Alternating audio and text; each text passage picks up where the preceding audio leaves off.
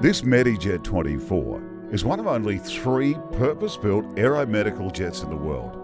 Based in Adelaide, it was commissioned by the Royal Flying Doctor Service to assist communities throughout the central corridor of Australia. This state-of-the-art flying intensive care unit comes with a $13 million price tag, and it was funded through private bequests, corporate sponsors and donations from communities and fundraiser groups committed to the RFDS cause, one of which is the OZ Outback Odyssey.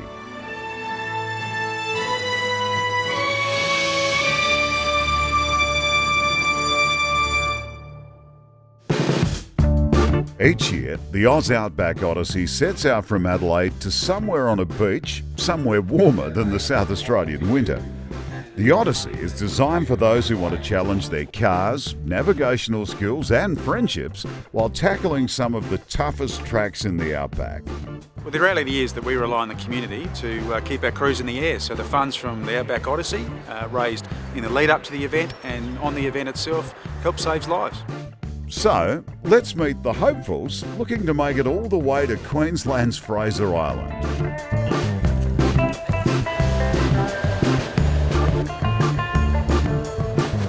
Morning. With more tricks than a $2 hooker, Car 007 is always a crowd pleaser. In true Bond style, this Commodore has plenty of power to get in and out of trouble. However, the lack of an ingenious solution to prevent tyres from scraping on the guards could cause drama for this veteran couple. Paying tribute to Brocky is Betty, the 79 VB Commodore. Said to be erratic and unpredictable, her strength lies in her speed. But with a 308 under the bonnet, she's not exactly fuel efficient and her tank range sometimes lets her down. The boys in the thirsty Merc only had to put beer, new stickers and a tank of fuel in her to be ready for their 4th Odyssey. Those who have driven the 78 Mercedes say that she's a beautiful girl who keeps you on the straight and narrow. Known strengths include electric windows, but a lack of good ground clearance could cause them grief. Now meet Ray, the HQ Holden. With a 202 under the lid, Ray apparently drinks as much as the crew, but is said to be reliable, honest and full of integrity. Ray's main strength is a formidable driver-navigator combo. Just ask them, they'll tell you. But it remains to be seen whether a lack of horsepower will bring them undone. This is Strek, the HR Holden. We've done about 14 Odysseys in it, and this year will go really well. We've done a fair bit of work on it, so we're looking forward to it. Should be a really good trip. Shrek's apparently a big green monster that likes to jump around. It's built rock solid like a battleship, but apparently drivers have their work cut out keeping Shrek on the straight and narrow. And while Danny Finch's purpose-built VK doesn't miss a beat, it does get plenty of dust inside. In its first Odyssey, Danny's betting that this sexy black V6 will get him and first-timer mate Greg all the way to Queensland in spite of the dust. Another one to watch is Car 44. The team of 2 fathers and 2 sons say that their 83 Commodore epitomises maturity, loyalty and resilience. The only known weakness they're willing to admit is an outdated stereo system. It used to be previously car 88, but 88 went into a tree 4 years ago, cut in half, written off, abandoned in place, and we had to get a new car. So we badged the new car 44 because it's half of 88. Greg Barraclough's Beetle is back again, this time with Greg Pate along for the ride. The bug punches well above its weight, not to mention all that weight over the back wheels, which comes in handy. The Burgundy Herbie has challenged even the best bush mechanic, so here's hoping for a clean run. Last year's winner returns for a 4th Odyssey. Will, John and Charlie notch up back-to-back victory in their big voluptuous girl who's always on the juice? They say she's like driving a couch across the countryside, and that the only improvement she needs is a big back seat. Daryl Sherwood has switched out his Datsun 260Z from last year for a clapped-out rally car that's been given a new lease on life. The boys describe the new ride as being loose and all over the shop, and they swear the strength of this fuel-injected VH lies in its engine power, although they have been known to be overtaken by a Sigma. That would be Daryl's brother Russell's Sigma, back for a second Odyssey. Said to be unappreciated but a quiet achiever. There's no four-cylinder Astron here as it's powered by a Commodore V6.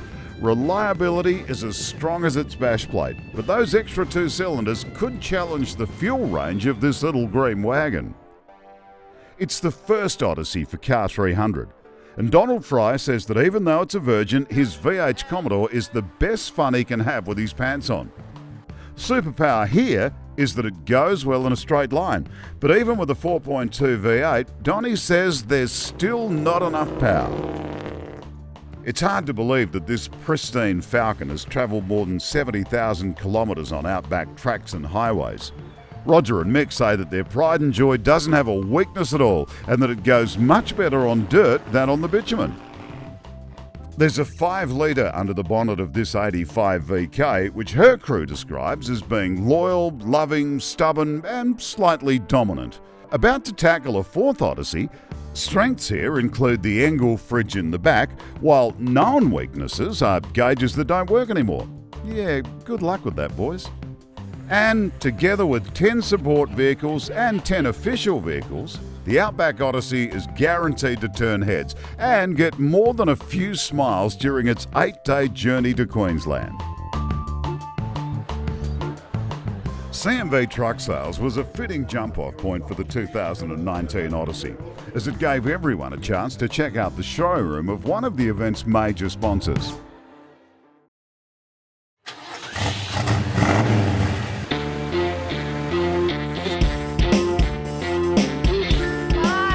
With the cars all packed and fueled up, the first stop was a roadblock near the town of Kapunda.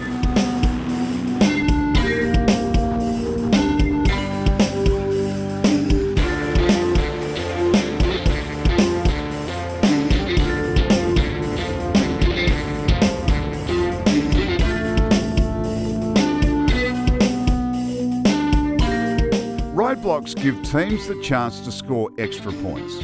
To test skills on this chilly morning, the officials had set up a high-altitude bowls challenge. Turn the fence on. Success.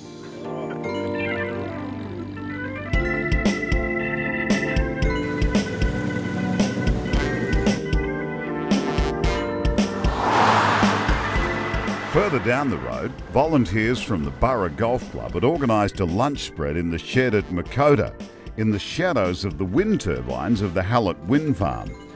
A quick stop to make some minor adjustments and grab a quick bite, because the Odyssey was given a great opportunity to head up the hills and drive through the surreal wind farm landscape.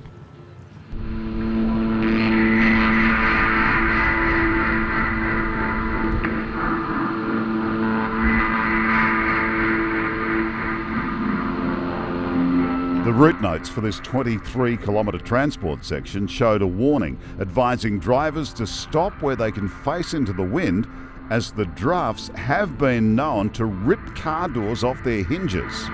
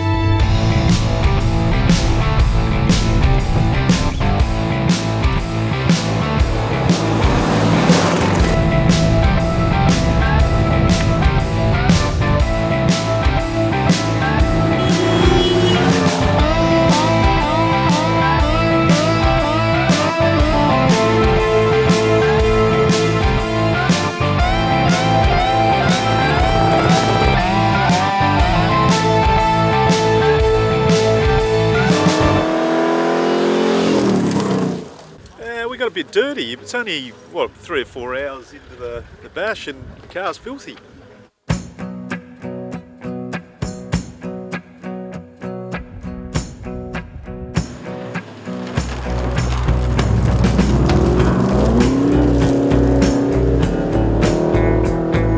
The second control was shorter and would take the cars, officials and support crews further north towards Hawker.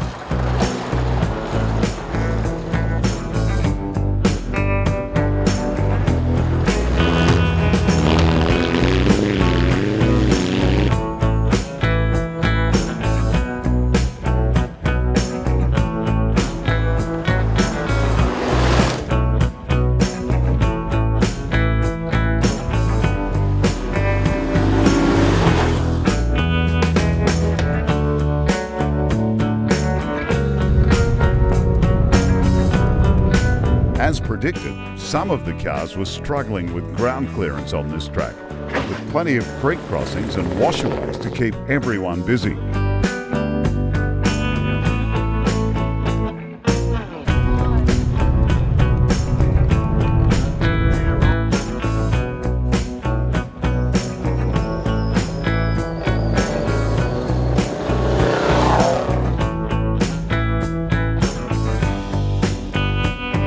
And with 481 kilometres covered, everyone arrives in Hawker on sundown.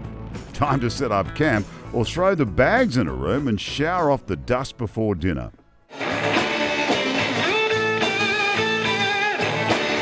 Odyssey tradition dictates that each night there's a recap of the day from the Master of Ceremonies.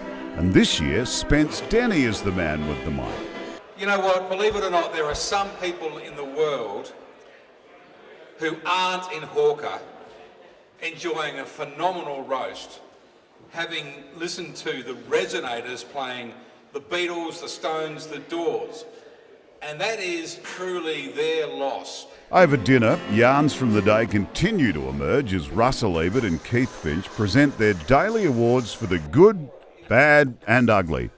If you cop a fine, it's another $10 into the tin to keep the doctor flying. In golf, they have a NAGA, which is not a golfer's arsehole. We've got a NADA award, which is not a driver's arsehole. And we had a couple nominations for this, but decided that S007, Derek, can you come up here, please? So Derek, he takes a wrong turn, so messes up there, but doesn't just stop and check the safety aspect of the dust and all that coming. No, just drives straight back, head on, cuts off a couple of the other drivers. So put that jersey on. You will wear it until tomorrow night's award, when you will hand it over to some other dickhead who can't drive properly.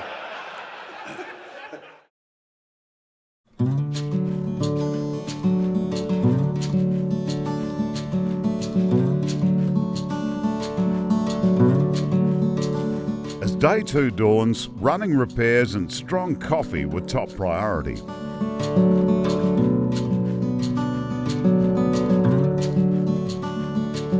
A relatively short distance to cover today, less than 300 k's, so plenty of time for a quick photo shoot outside the Hawker Hotel.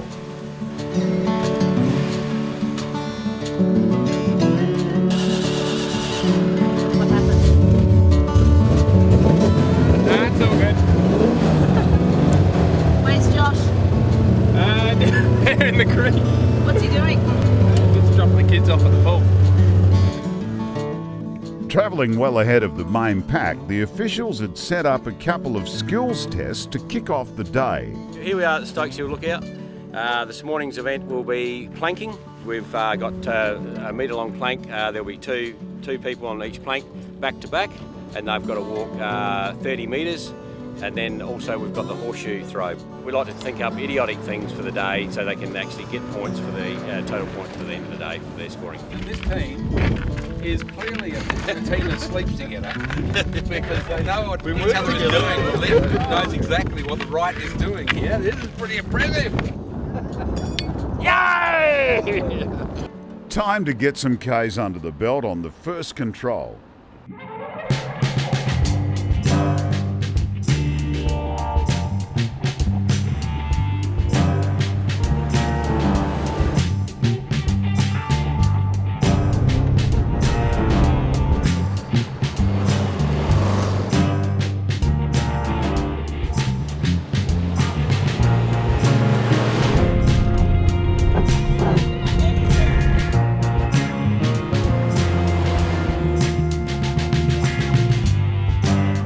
Some drivers chose to play it safe on the dusty track.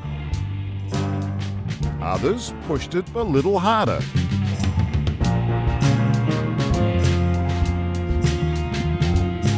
The gate caught a few napping.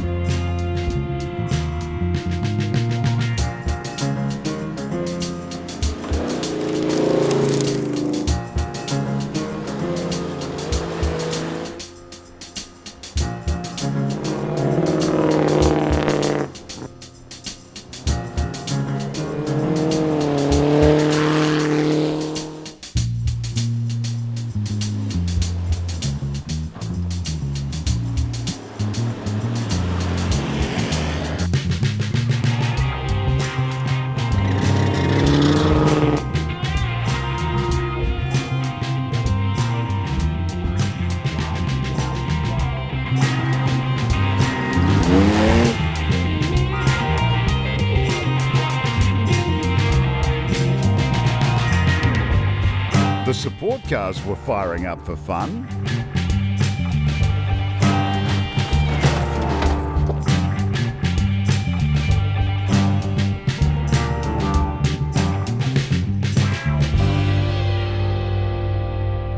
But not everyone got through the 45-kilometre section scot-free. It's all good.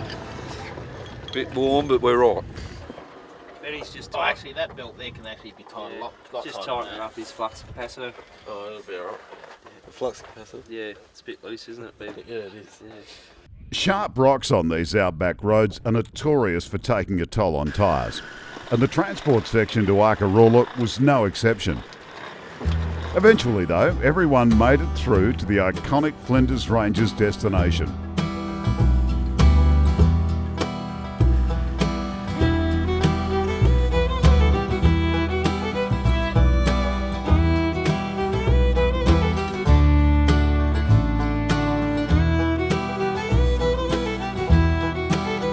On the back of the beast, Car 5 wasn't worried about rocks, but it did have other issues. Well, it's not going and we're just trying to diagnose it now with fuel issues. But my mate was driving, so I'm blaming him for the problem. I'm not a mechanic. I'm a pen pusher. I wouldn't have a clue. I just look, have a couple of beers with the boys. Competition goes out the window when there's a car to be fixed, and while some took advantage of a great outback photo opportunity, others jumped in to lend a hand.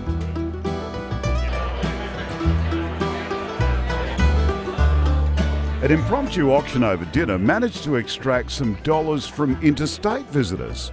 Any advances on 180? Do we have 190 over here? 190, all this goes to the Flying Doctor. Where am I? Look, I need spotters. 303rd and final time. It is sold to you, sir. Josh paid the penalty for a suspicious roadside stop near Stokes Hill. I've given the Good Guys Award today to Daryl and Russell Sherwood, and they assisted 700. Obviously, Ben was still asleep because he was the navigator. So they're our good guys. $100 voucher there. Well done. And there was a pat on the back for those who rallied to get Car 5 moving again.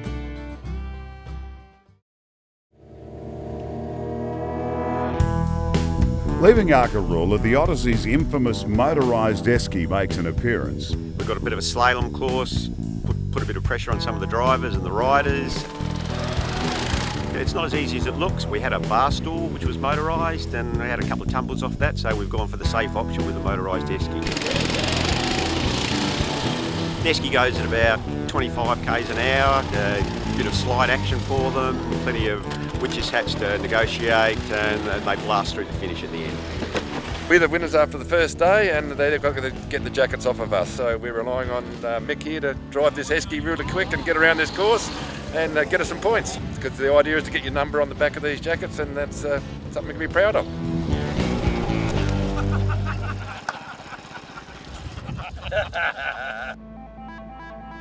Next, onto the famous Strezlecki Track, where the red dust gives way to white sand dunes.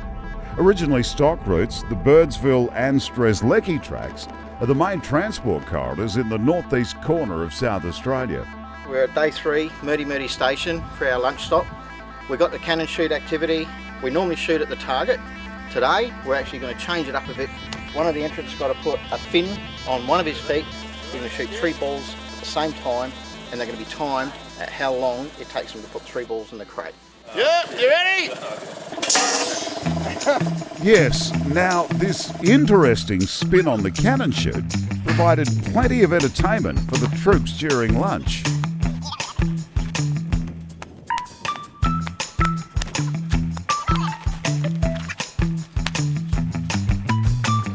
When you travel the outback, expect the unexpected. This bone pole is located just outside Murdy Station, an ever-growing collection of outback artefacts, tourist graffiti and cleverly curated additions.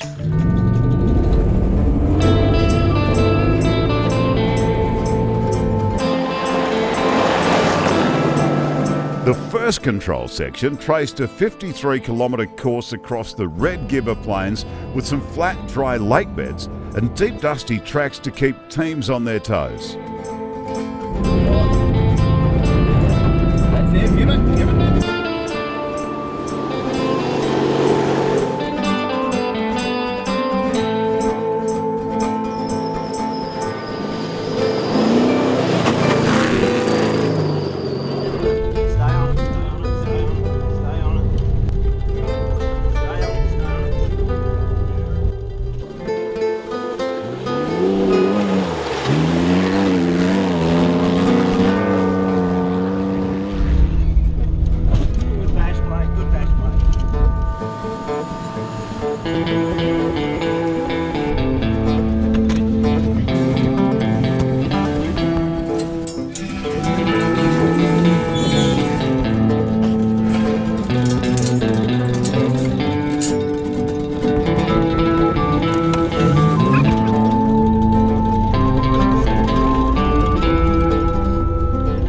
It can be a long day when you're standing by on tow-out duty in the middle of the outback.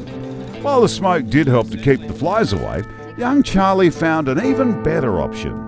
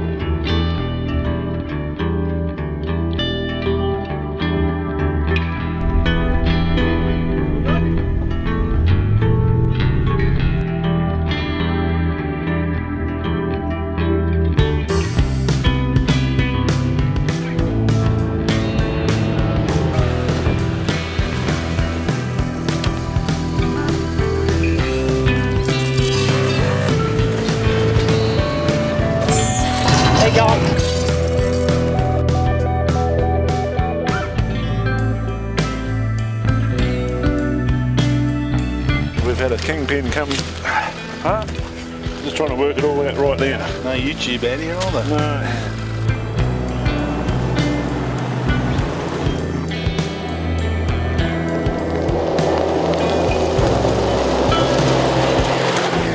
Right on the finish line, a second roadblock was set up to test teams even further. Reverse it between the trees, follow the wheel marks and the route notes and pop out, you cross the road, just up a bit further, keep reverse, cross across here and then go backwards up to Goody. Okay. This is quite ridiculous having to go backwards as fast as you can for 1.5 k's. What sort of driving is that? No one doubts that these guys can drive, but just let's see how well they go in reverse.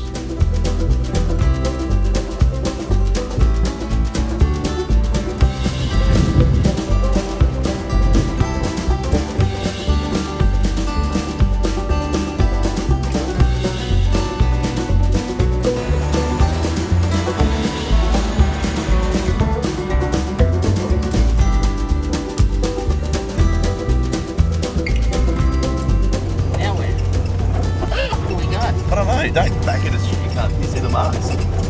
There, over there. Can't see shit, mate.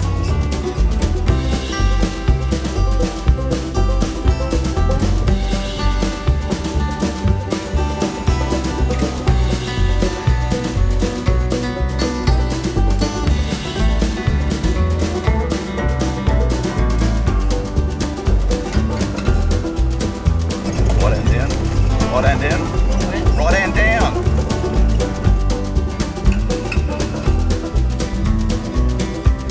And finally, the Odyssey rolls into Cameron's Corner, where 3 states throw out the welcome mat. The pub, offering fuel, food and plenty of cold beers, is a popular stop after a long day on those dusty tracks. Now, for those of you with delicate ears, I would suggest that you avert them now, because I reckon 2 words have been uttered by everybody in this room today. Flies! When you get chatting to people in the outback, it seems that everyone has a flying doctor's story to tell and money to give. The other chap is saved. He's got the vision in one eye. He's burnt from top to bottom. And and he was in Brisbane Hospital for 2 years. And the RFDS were up there in 45 minutes. Unbelievable. And that's just operating out of Cairns. And I can say the greatest respect for these guys for what they do. Really, it's incredible. They told them to wrap them up in Glad Wrap so they wouldn't lose their moisture and all that sort of stuff. The directions and everything else was fantastic. So I really am appreciative of things you support. Thank you very much. Well done. Tonight, it seemed that Russell had car 44 firmly in his sights. I've had word that hitting a grid way too fast. Now, who do you blame? Do you blame the navigator? Do you blame the driver? I've blamed them both. So that happened. The esky went out the back. A carton of piss, which is the most important, went onto the road. They got to the mobile esky challenge. And, of course, the Fredericks took over, I believe, from there. And I think Alan must have had a flashback because he's driven the mobile esky into a tree. And if you're on a previous Odyssey or Bash, you'd realise that Alan's left a car somewhere up here wrapped around a bloody tree. It's still there. The boys from car 44, S44, our arseholes of the day. The Car 260 team walked away with the winner's vest on day 3, and to top off a great night, a magical display in the outback sky.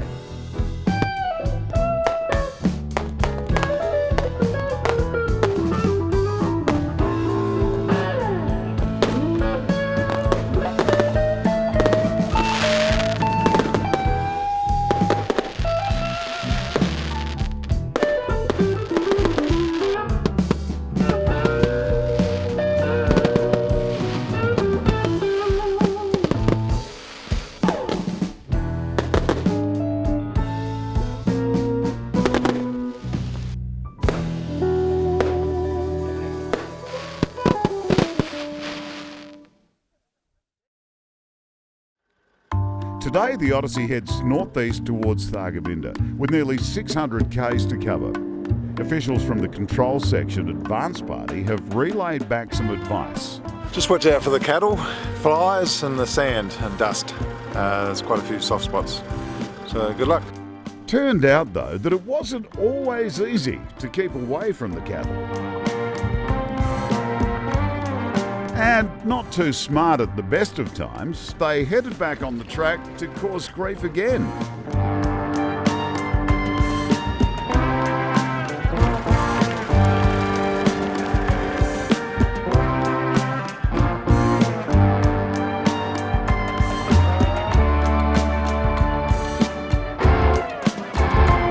And there were plenty of Y-junctions, T-junctions, washaways and corners on this control section to keep things interesting for navigators and drivers.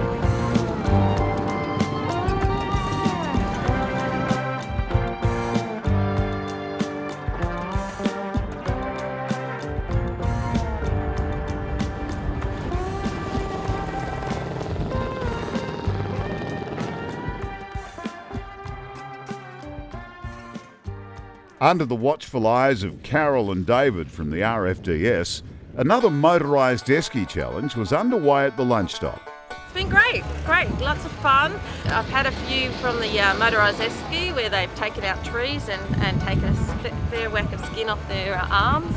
So just cleaning that out and bandaging them up and getting them back on the road. A few Panadols for after the night before. That's about it. Otherwise, it's been good. Definitely a different type of racing than you'd normally see at the Innamincka racecourse. These blokes were taking it pretty seriously, with weight distribution and technique all coming into play.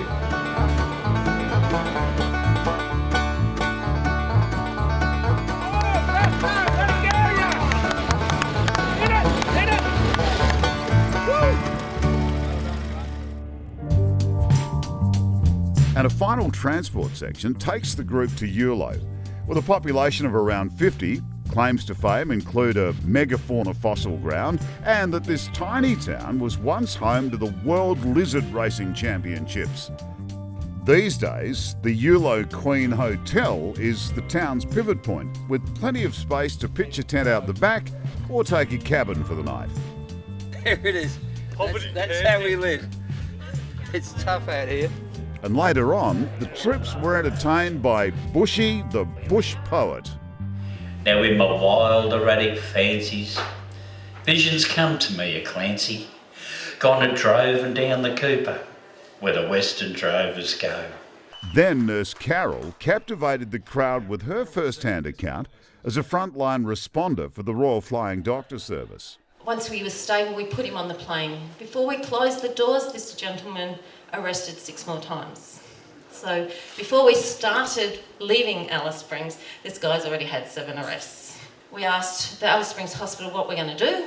They said, we've got nothing left in Alice Springs to help him. Close the doors, get him to Adelaide. We rang up Royal Adelaide and said, this guy needs to be on your stenting table now. They organised the stent. He arrested 3 more times on the stenting table. But they managed to stent him. He's alive today, still back at work now. And in spite of a few close calls with cattle, the Kingswood got the job done on day 4. With 97.5 points, car 6, the white Holden Kingswood Darren Constable and Peter Sudar. Well done.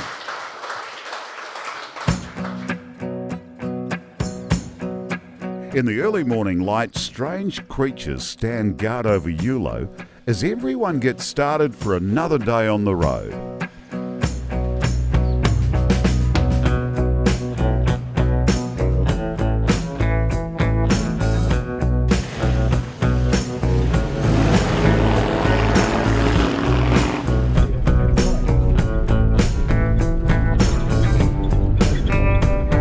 The first control section for the day saw a few cars going bush, some last-minute lake avoidance, and a track that did its best to loosen a few nuts.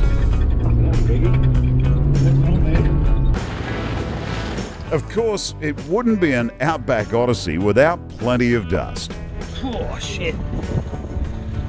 Should have waited. And if you're lucky enough to arrive at the gate when the camera crew is there, well, you might just get a free pass. Now how's this for a true oasis in the outback? Charlotte Plains is a waterhole in the middle of nowhere that's well worth leaving the highway for.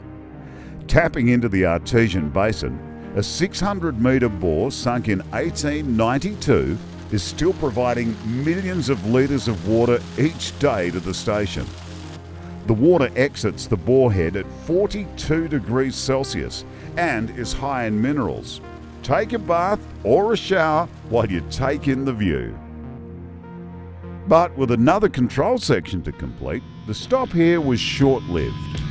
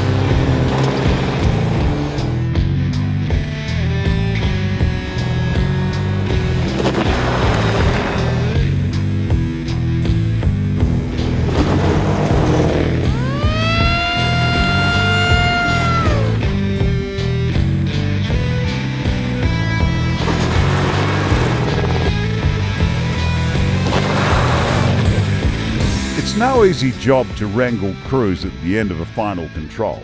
So, who can blame the officials for throwing out a dad joke or two? Johnny, do you need a top up? Another car who's missed the fork in the road? The fork just down on the road just there. What sort of fork? No, I don't know, I think it's a kitchen fork or something. A kitchen fork? It's not a fork you're familiar with? Today, it's Donald Fry's turn to defend his title as the Odyssey heads north on a relatively short jaunt from Ninda Gully to an intriguingly named overnight destination. A quick 100 k's to a mandatory fuel stop at Westmar, then it was time to tackle the first control section.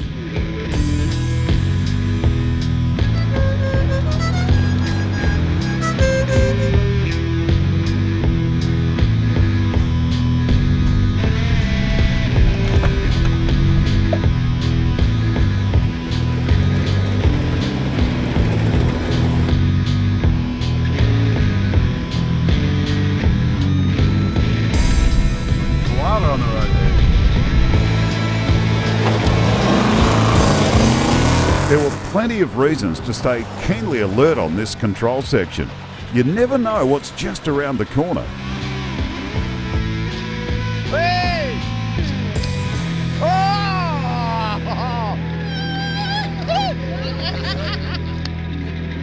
Possum Park isn't your average caravan park.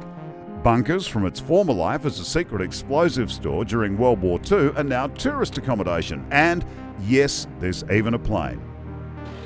Car 700 gets attention from the Beast crew as the evening kicks off around the campfire.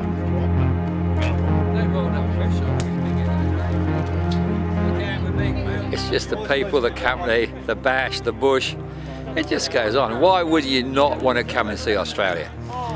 By now, everyone has had plenty of time to get to know each other, so it's open slather at presentation time.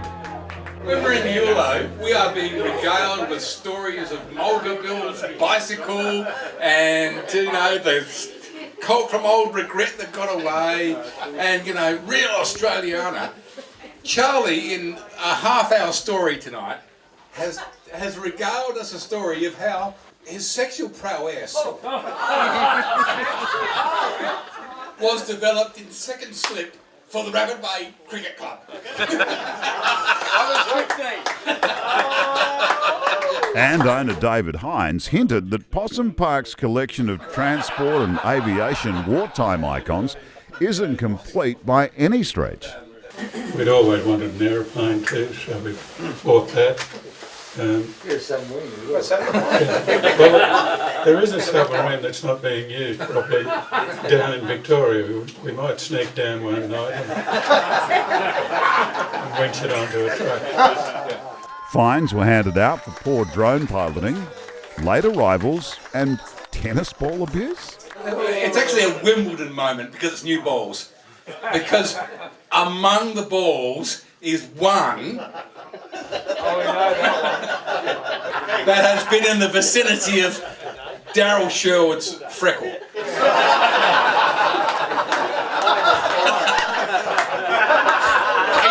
Who amongst us is brave enough to pick which one that is? And Russell was in fine form once again.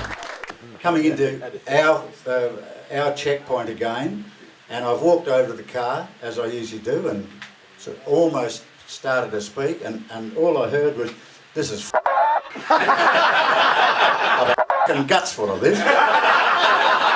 I can't do this anymore. You can all go and get Jono. And I've put my head in and I said, "G'day." And this person said, "You can get too. Linda, can you please come forward?" I was trying to think how long ago it was since I've heard so many out of a woman's mouth. I got to Monday because I was with Mel. And at the end of day 6, Greg and Alan in car 44 were the ones who relieved Donnie of the prestigious high-vis vest. Well done. Well done.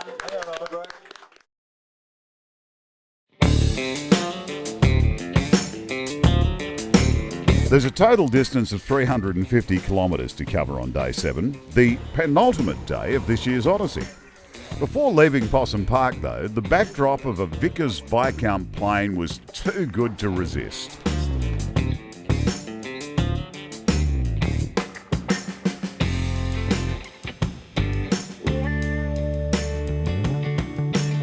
Well, we head off to Biggerton this morning. 2 controls today. 2 controls this morning. That should be a fun day. Oh, that's superb. There's a lot of work gone into that. It's really good. So, no, it's we're looking forward to a good day as well, and hope for the car makes it to the end.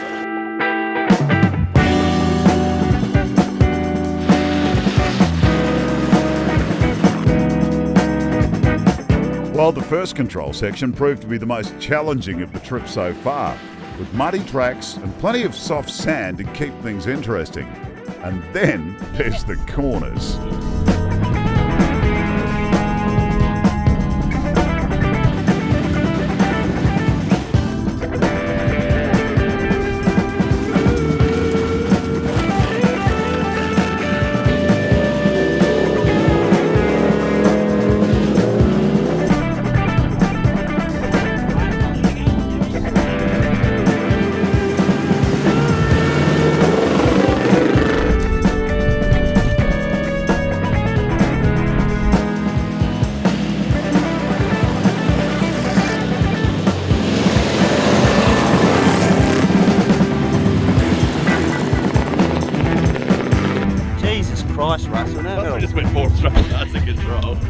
A few more running repairs, including a roadside wheel alignment for car 261, then a quick 70 k's to the start of the next control section.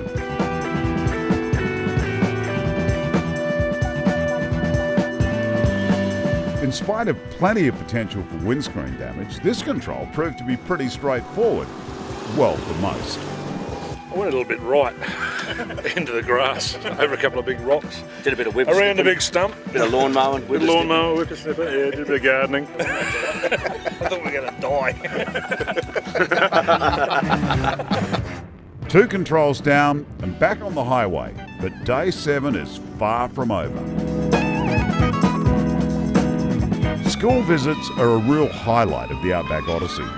This year, all 35 students from Boynewood State School were lined up along the oval fence waiting for the cars to arrive.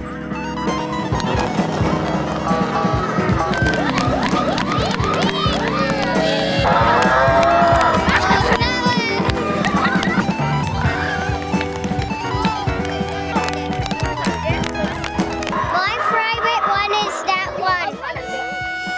Don't drive too fast, will you? Can you reach the pedals?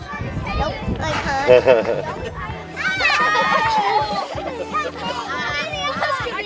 Jump in.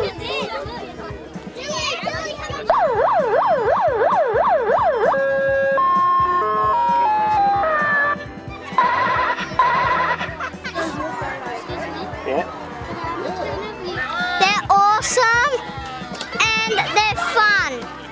I like all the cars because they're very nice and they have cool horns.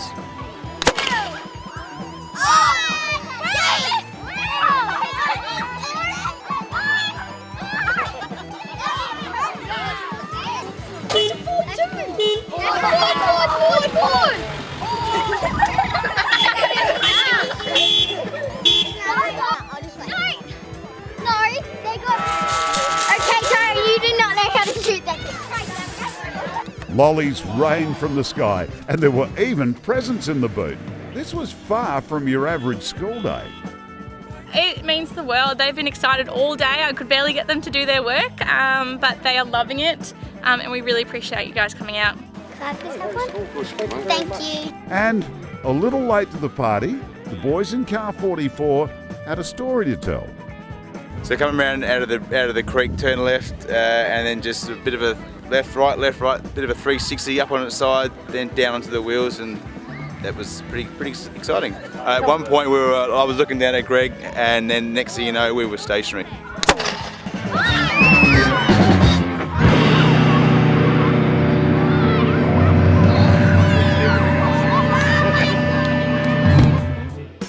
Back in Biggendon that night at the Grand Hotel, there were plenty of more stories to tell. I think we would all agree now that Boynewood State School is now officially our favourite school. Because how many times have you been to a primary school or a state school during school hours to be met by the principal and to be told you can buy a beer?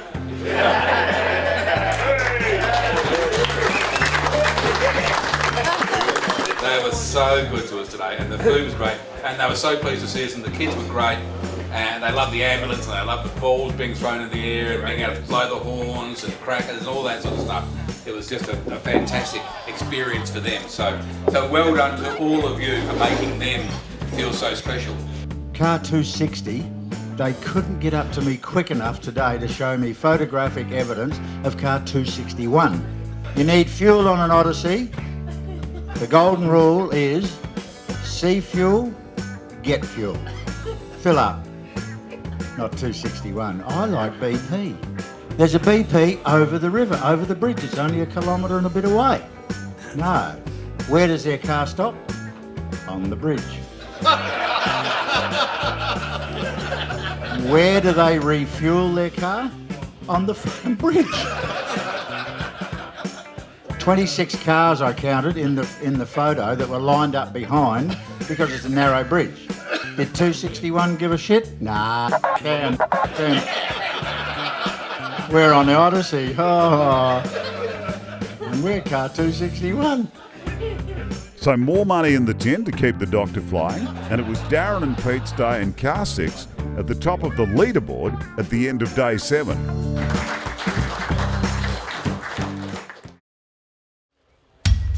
A final breakfast at the Biggendon Oval. The backbone of the Odyssey are the volunteer officials and support vehicle crews, and they've done another mighty job this year.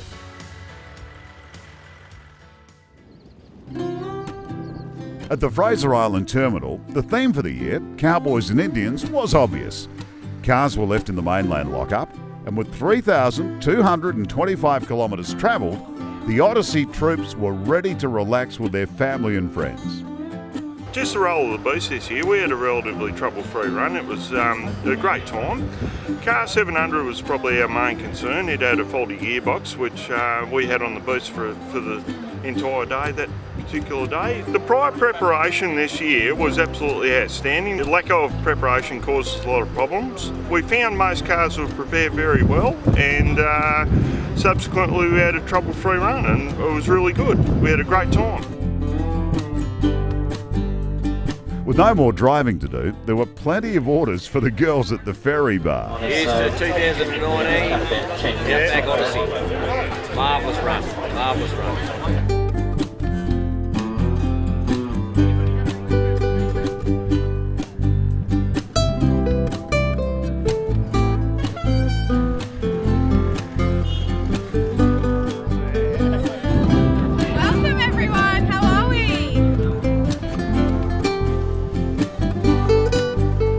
Sunset drinks on the beach. In theme costume was the final order of the day. It's slow motion, that one.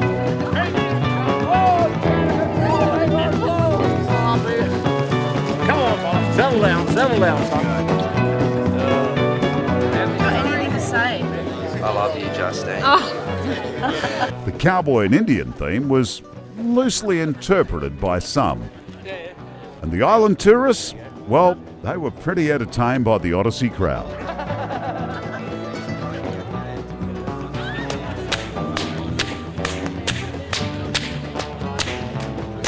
I am Little Bighorn.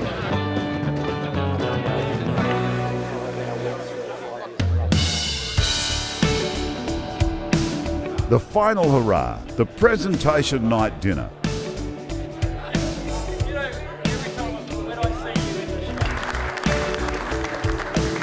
Charlie and Lockie in S1928 picked up the award for the best four-wheel drive support.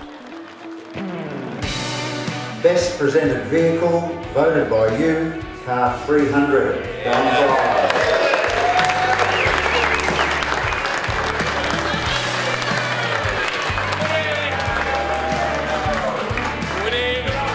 Overall roadblock winners were Danny and Greg in car 10. And our control winners with 651.1 points, car 44, Greg Columbus, Alan Frederick. Quick hardware trip, well done. Auctions and a final round of fines put more money into the coffers before the presentation of the Des Shanahan Trophy.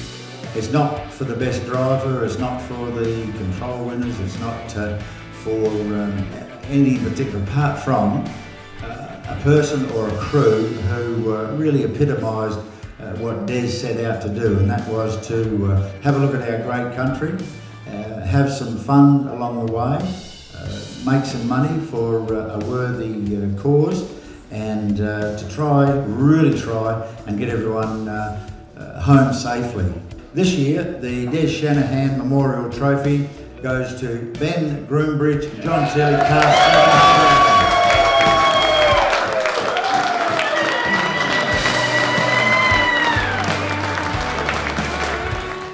The overall winner, adding up all the points, in third position with 765.6 points, we had car 492. In second position with 796.2 points, we had car 44. And our OzBash Odyssey winner for 2019 with 798.9 points, car 10. Danny Fink and Greg Clifford.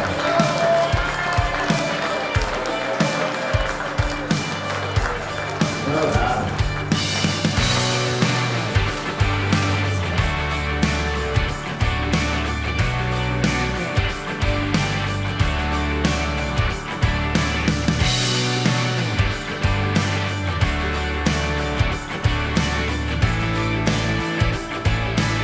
And the grand total raised by the 2019 Outback Odyssey for the Royal Flying Doctor Service? $112,061. We've seen indiscretions and acts of philanthropy. Cars have lost transmissions, tyres, headlights and slabs of beer. But most of all, a group of like-minded people who enjoy each other's company have experienced something really special. Give yourselves a round of applause.